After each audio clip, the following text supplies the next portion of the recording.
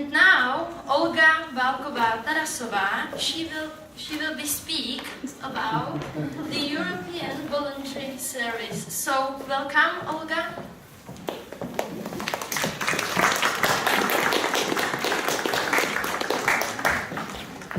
So, good afternoon. Welcome from lunch break, and I hope everybody survived. And first of all, I would like to ask you if here's anyone ever heard about European Voluntary Service? Okay, so few people. Maybe it's good. So I assume there is no ex-EVS volunteers, if I should say, someone who participated in a project? Good. Yeah, just one, and no, two, including me. Okay, so where shall I start?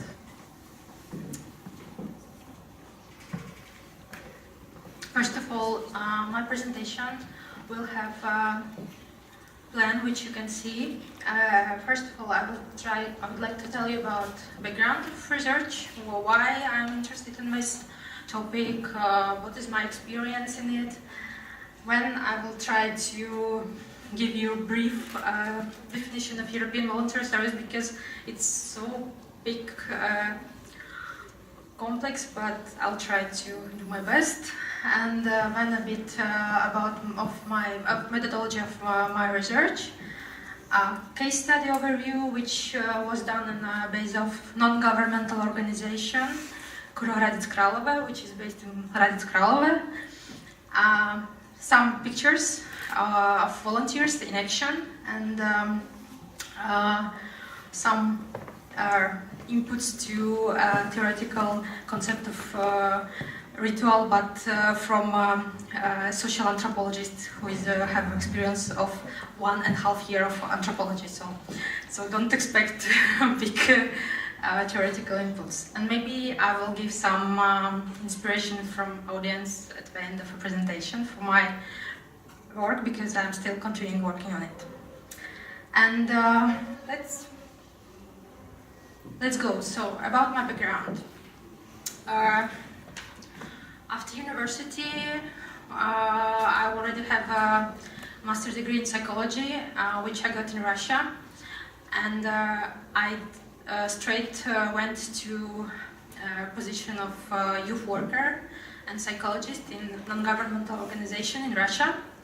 And during one of my business trips, I was participant in international project, and I met my first EVS volunteer, my friend, which was from Czech Republic actually, and he told me about this program. It was so fascinating. I never heard about it before, so it was in 2009. And after that, I decided to get accreditation for my organization. Accreditation means you go through some bureaucratical procedures, and you met special people, experts in this field, who say you can host volunteers or send volunteers, you are able, you have capacity for that. So if they say yes, you will get accreditation, and you are lucky, and you can engage in this project. So I was lucky, and I got my first accreditation for organization in Russia. And later, I decided to go to EVS myself. I decided to take 1-year project in Hradec Králové in Czech Republic as a volunteer.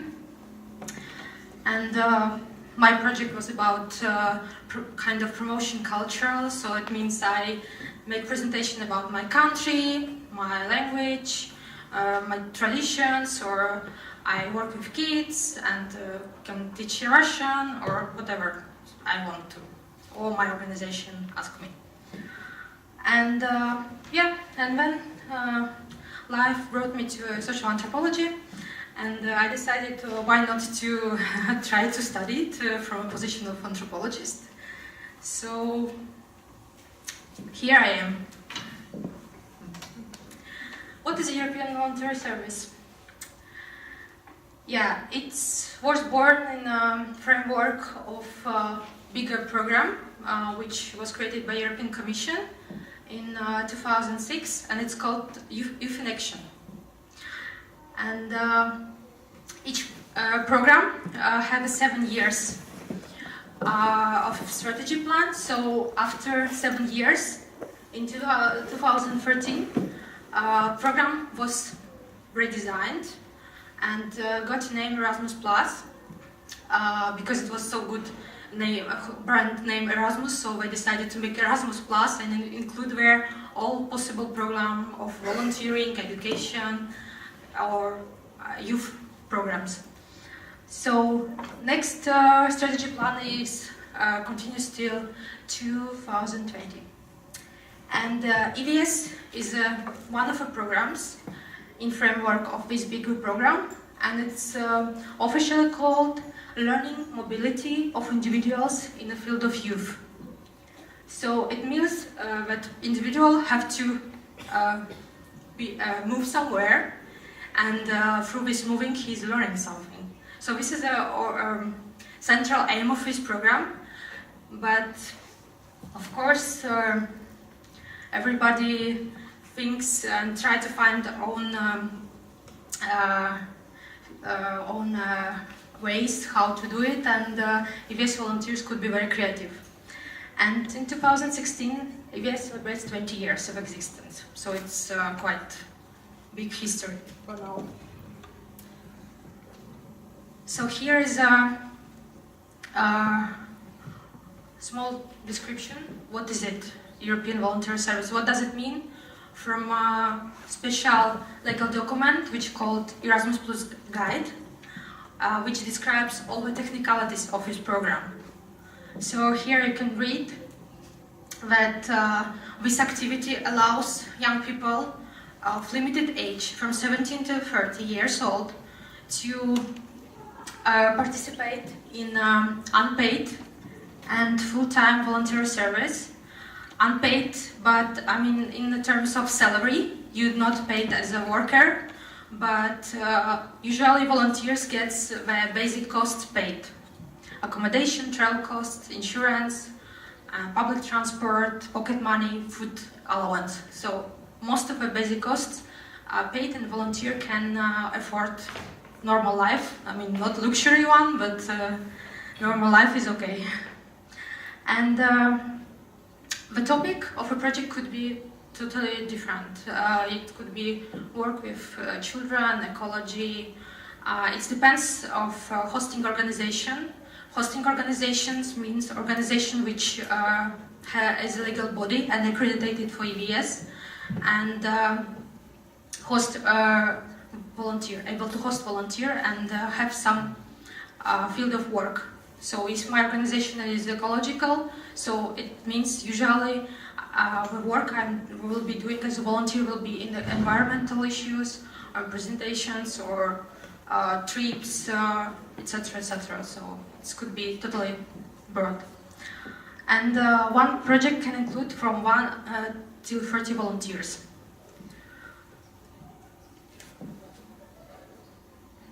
So here you can see the main actors network in EVS project. On the upper level you can see European Commission was designed and funding this program. When usually funds distributed between national agencies. National agencies, agency is a legal body which present Erasmus Plus or EVS in concrete in countries. National agency usually based in European Union countries. So there are 28 national agencies in each country. And there are also another legal bodies which called Salta resource centers, which usually take care of regions which are not in European countries which are not in European Union.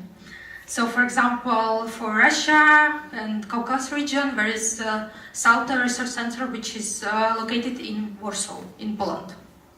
So, if some country outside of European Union can and want to host volunteers from Europe, they have to get accreditation for that from these centers. And then, as I said about organizations, EVS accredited organizations, there are three types. First is coordinating, then is hosting and sending. Coordinating organization is the upper level of accredited organizations, so they can coordinate at once many organizations, many NGOs, for example, in one region or country. Hosting organizations, it means one organization, individual, so they can get right to host or send volunteers. And sending organization can only send. One organization can be these three types at one time. It's possible. And then we see volunteer, this individual young person who get in touch with mentor, who is a kind of first friend when volunteer arrives to the program, to the country. And partner organizations, it means other kind of institutions which doesn't have accreditation, but they could be partners with this NGO which hosting volunteer. So I hope you not get bored with this big structure. Here you can see who loves numbers. Here you can see EVS in numbers. For 20 years of EVS, there are like more than 100,000 of volunteers took part in it. And you can see how many accredited organizations in the world.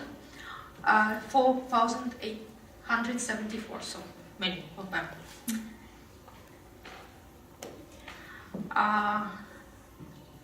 Briefly about methodology. So one of the main research questions I set up is, could EVS project, could volunteer project be understood as a modern ritual or contemporary ritual? And could it be analyzed somehow from this theoretical approach? And as a base for my research, I took main theories of Van Gennep, Turner, and Handelman. And I've made a field work on a base of organization where I'm working. And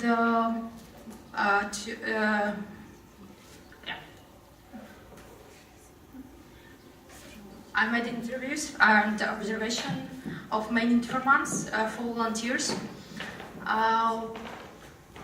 You can see there how old they are, from which countries, and also how long was their project.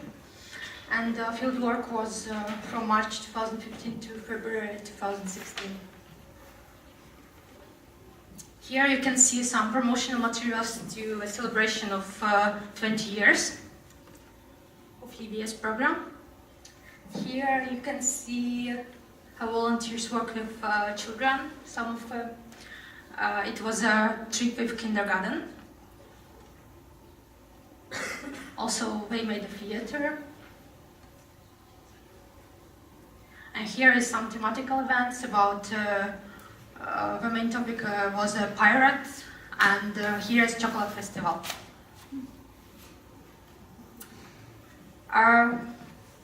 Well, here I tried to kind of recreate a way of volunteer. The main steps which he had to pass through his project. Most of them are obligatory, but not necessarily.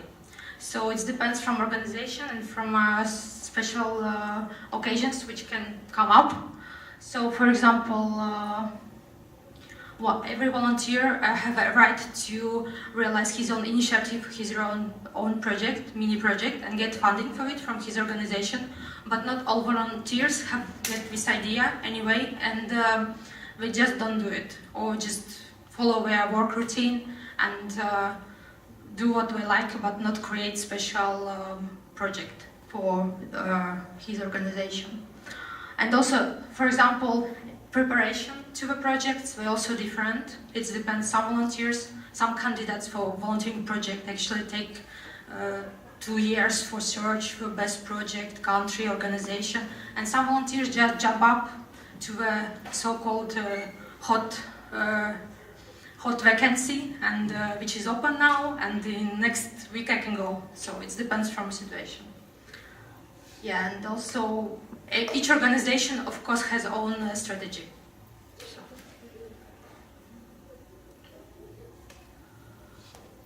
Well, what I can say about this project, it has a lot of features of ritual from my point of view. It has a really important stages as separation from previous environment. Like every volunteer has to leave his own country. He cannot do EVS project in his own country. And also there is some rules that volunteers outside of Europe cannot do EVS project outside of Europe. They have to go to Europe. And volunteers from Europe, European Union, can go to European Union to have a project and outside. So it depends. And also, I believe that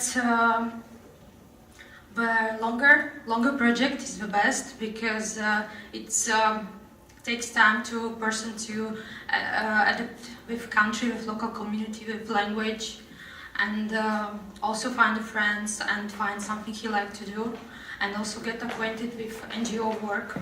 So I believe that the best way is to go to a longer project if you would like to try this experience. And also, of course, Project of Volunteer is really influenced by all actors, especially his organization, his coordinator, who is taking him through his journey of working and learning experience, as well as his mentor, his friend, and also some trainers, which he met in obligatory training courses during his project, and as well as other volunteers who is at the same time in the country. So, if to quote Van Gennep, that from my point of view, it's quite a change to jump from a role of a person who is living a life and then suddenly become EVS volunteer in our country and engaged in the work of our organization and local community and start to learn in our language. So it's quite a challenge for person, and I think you should be very brave to do so. So that's it.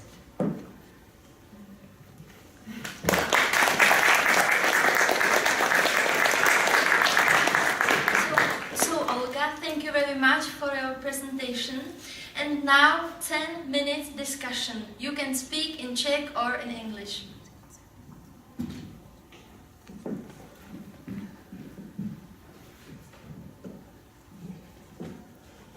Or you can ask. Olgo, mě by zajímala zkušenost dobrovolníků, s kterými se setkala ve vaší organizaci. A jestli oni dostali nějaký feedback od jejich přátel, rodiny, který vlastně nechali v té jejich zemi, a názor těch přátel a rodiny na to, že oni vycestovali za tímhle evropským projektem a když to řeknu polopaticky, nezůstali doma, nestudovali doma třeba nebo nezačali pracovat a vydali se takhle do světa dobrovolníčit. Tak jestli ti dobrovolníci, se kterými se spotkala, mají už zpětnou vazbu od těch přátel a od rodiny na to jejich rozhodnutí. A jestli bych to mohl doplnit ještě, že to úplně na to navazuje, že vy tedy říkáte, že pojímáte ten European Voluntary Service jako rituál slavy a vlastně by mě zajímalo, nakolik potom tato zpětná vazba, o který hovoří Bára, by případně dokazovala, že opravdu je, ty se změnil, ty jsi někdo jiný, ty jako kdyby si prošel tím rituálem. Rozumíte? Jestli ji máte, třeba ji nemáte, no. Ale to je jenom doplněk k Bářině otázky. Yes. If to say about informants which I was working last year, it's too early to say because I had worked with them just about a year. But usually in the beginning of a project, they share their feedback from parents and boyfriends, girlfriends, husbands sometimes. and it depends from, of course, family, because here I had 3 Spanish people, and they usually say, okay, we don't have work in Spain, so we don't know what to do. One of informants just finished bachelor degree, and he went to gap year, so he said, I don't know what to do in my gap year, so I go. And his family was okay with it because it's gap year. About others, they simply didn't have any work, and we didn't know what to do, and we decided to take this opportunity because we liked to travel, we liked to know in our countries, and as I understood from their families, they were supporting them, and one of the informants was a girl, very special one. She had a husband. She was just married like a few months, and she went to EVS because she said, "Oh, I'm 28 years old. I have still not much time to go to this opportunity. So, and I always wanted to live abroad." So she went to EVS, and her husband was visiting her every 3 months, and she was going back sometimes. So it's it really depends from situations, and as from families, our volunteers or my friends, I have a lot of friends who did EVS. Well, I think most of feedback I get from them, and they say that some of their families support them, some of their families afraid that they went to another country. Some of their families say, find a job, why are you going there? So it's totally depends from the situation. Mě by zajímalo, jestli by právě se do toho nedalo ještě integrovat jako nějaký jiný pohled než ten rituál, protože mně to jako přijde, jestli se to tam právě trošku jako násilně na tu strukturu jako nenasazuje, protože to může být přesně, jak jste říkala, že vlastně to by mohlo být i z pohledu třeba ekonomické antropologie, že jo, to, že vlastně to dobrovolnictví slouží právě k tomu, aby jako ty mladí, téměř nezaměstnaní zase našli jakoby nějaký uplatnění a měli tu roli, že jo, nebo zase z hlediska toho, to vlastně to, co jste tam představila, byl spíš jakoby projektový cyklus, jo, takže vlastně je to taky prostě něco silně regulovaného, zároveň je tam velmi silná asi i ta, jako i ten politický background z toho, že třeba ta Evropská unie tím jako chce třeba podporovat zase nějaké jakoby svoje cíle. Takže jako jestli jste ještě nepřemýšlela o nějakých jako jiných pohledech, než to jenom nechat třeba u toho rituálu, protože ten mi tam jakoby nepřijde tolik průkazný v momentě, jo, jako jenom se nechat prostě vést jako tou jako ideou toho rituálu. Yeah, I totally agree because I don't have that much experience as you have in anthropology. So, of course, no. It's totally agree because I'm just 1.5 year in anthropology. It's not much, and for me, in this project, it's important to see how person is changing. And as you asked about feedback, for me, it's also important from person how he can see. And how, for me, I'm happy to see when person comes with some expectation, and at the end he says, yes, I got it, or no, I didn't. I realized what I wanted, or I didn't. Or now before I wanted this, now I want another thing. And I think it's good to have this experience because now, before I wanted to study neurobiology, and now I would like to be teacher of foreign language. So for me, it's important to, from personal point of view, how he's going through these challenges he faces as living in a new country, be independent from his family, or the field of job or interest and learning totally another language. For me, it's more important than this. But of course, economic anthropology. I would like to inspire you, anthropologists. It's a big field for studying. So it's till 2020, you can find so many things here. And in Czech Republic, there are so many organizations. So now try to invest yourself. Yeah. jestli je to diskuze, tak bych ještě možná k tomu něco přidal, dodal. Já v tom vidím totiž právě ten rámec. Tomu celému programu poskytuje jakoby určitý jako takový punc bezpečí. To znamená, třeba u nás to zase tak populární není, ale víc od nás v Evropě na západ, tak je to způsob, jak projít nějakou zahraniční zkušeností za předem stanovených podmínek a pravidel a říká se, jakoby, já když se potom budu ptát, tak se říká, že se to člověka nějakým způsobem posune a změní. A většinou ta zpětná vazba toho, že to někam někoho posunul, tam jako je. Jde o to kam, říká Olga a já. Takže myslím si, že to možná nějaký první. To jo, ale jako taky to může být nějaký diskurs jakoby toho individuálního rozvoje, že jo, což je zase takový ten jako liberálnější, prostě, jo, takže se to může interpretovat různě. Jo, ten posun je, to je tam asi jasný, jenom jsem si říkala, jako jestli ten rituál je tam opravdu tak jako znát, protože rituály velmi často ještě bývají třeba kolektivní, že jo, nebo... Já v tom vidím tu takový ten pocit, že vlastně proto, abych se nějakým způsobem v tom životě ukázal, posunul, tak bych měl někam jet. A protože třeba moji kamarádi tohle všichni dělají a už budou a říkají, hele, ty jsi ještě nebyl na Erasmus třeba, když vezmeme jenom Erasmus a ne třeba Evropskou dobrovolnou službu, tak prostě z pohledu toho Erasmu, tak kdo dneska nebyl na Erasmu. Ale navíc na západ to takový. Často.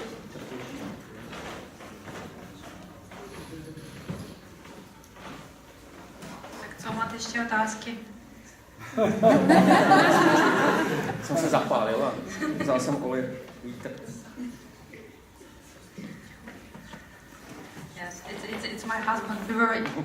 We were both on EVS project, so it's a family thing.